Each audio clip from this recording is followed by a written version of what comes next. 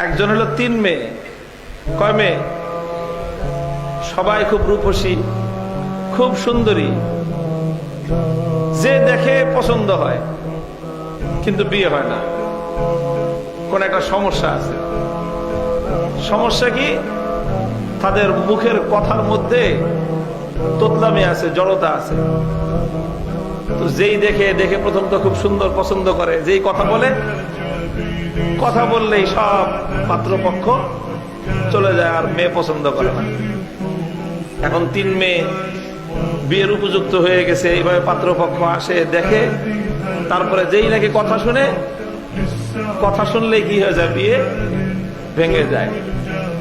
তো এখন বাপ মা এবার ঠিক করছে যে বিয়ে হওয়ার আগ পর্যন্ত মেয়েদেরকে বলে দিছে, কোনো কি বলবি না, কথা বলবি না, চুপ, খালি পাত্রপক্ষ দেখবে, পছন্দ করবে, বিয়ে হয়ে যাবে, তারপরে যত পারিস কথা বলবি।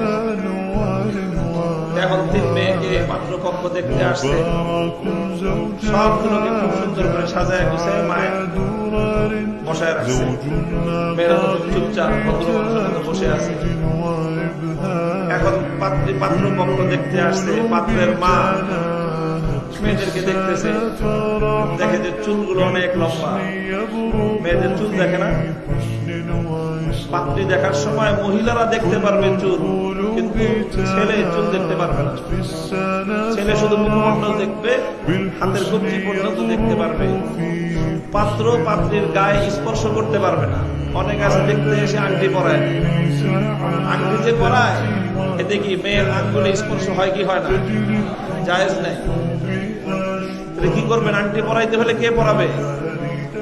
আপনার ঘরে মহিলা নাই, আপনার মা নাই, মা না থাকলে বোন নাই, বোন না থাকলে ভাবি আছে, না থাকলে ভাড়া প্রতিবেশী একজন মহিলা নিয়ে আসবেন। আংটি পরাইতে হলে মহিলাকে দিয়ে মহিলাকে আংটি পরাইবেন। আপনার মা থাকতে আপনার আংটি পরাইতে কে বলছেন? এই জন্য আংটি পরানো কি নিষেধ, কারণ আংটি পরাতে গেলে তার গায়ে স্পর্শ করতে হয়। ইসলামী শরীয়ত বিয়ের আগে পাত্রীকে দেখার অনুমতি দিয়েছে, কিন্তু স্পর্শ করার অনুমতি দেয়নি। দুলাভাইকে না নিয়ে আসলে উনি রাগ করে বাড়িতেই আসবেন। এই সমস্ত দুলাভাইয়ের বাড়িতে আসার কোনো দরকার নেই। যেই দুলাভাই গুনাহ না করলে বাড়িতে আসবে না, হারাম কাজ না করলে যেই দুলাভাই বাড়িতে আসবে না, ওই দুলাভাইরে আর দোয়াজ করার কোনো দরকার নেই। দুলাভাইয়ের জন্য বিবাহের আগে আর পরে কি সবসময় তো দুলাভাইয়ের জন্য তো শালার বউ দেখা হারাম। শুধুমাত্র পাত্রের বিয়ের পরে এই পাত্রের স্ত্রীকে দেখতে পারবে তার বাবা, কিন্তু পাত্রী দেখার সময় ছেলের বাবাও পাত্র দেখতে পারবে না। ছেলের বাবা পাত্র দেখতে শুধুমাত্র পুরুষদের মধ্য থেকে পাত্র নিজে পাত্রীকে একবার দেখতে পারবে, তাও এমন ভাবে দেখবে যেন এতে পাত্রীর কোনো অসম্মান না হয়, অমর্যাদা না হয়, তার কোনো অপমান না হয়। বিয়েটা না হলে তাকে যেন লজ্জা পেতে না হয়।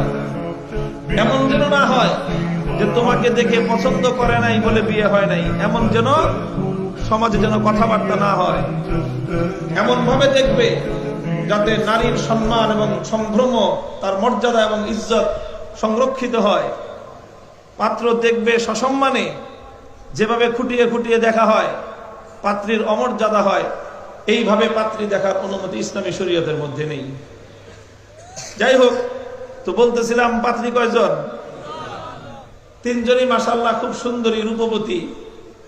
এখন পাত্রের মা পাত্রী দেখার সময় একটু চুলটাও দেখতেছে, যে চুল তো মাশাআল্লাহ অনেক লম্বা,